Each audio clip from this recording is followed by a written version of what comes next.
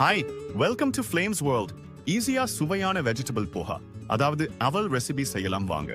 இது நம்ம ஊர் லெமன் ரைஸ் மாதிரி தான், ஆனா கொஞ்சம் வித்தியாசமா இருக்கும். முதல்ல ஒரு பவுல்ல கெட்டி அவல் எடுத்து தண்ணீர் ஊற்றி மண் தூசி இல்லாமல் நல்லா சுத்தம் பண்ணிக்கோங்க. அத வடிகட்டி வச்சிடுங்க, ஊற வைக்க வேண்டாம். இப்போ கடாயில் எண்ணெய் ஊற்றி அதுல கடுகு, சீரகம், நறுக்கிய பச்சை மிளகாய், வெங்காயம், கருவேப்பிலை சேர்த்து நல்லா வதக்கவும்.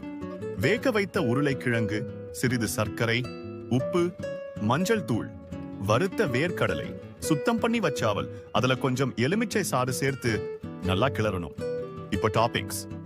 இதுக்கு மேல உங்களுக்கு விருப்பமான காய்கறிகள், மாதுளைப்பழம் சேர்க்கலாம். நான் இதுல நறுக்கிய குக்கம்பர், கேரட், தக்காளி, கொத்தமல்லி சேர்த்திருக்கேன். அவ்வளவுதான், கலர்ஃபுல் வெஜிடபிள் போஹா ரெடி. இது ஒரு சிறந்த காலை உணவாக இருக்கிறது.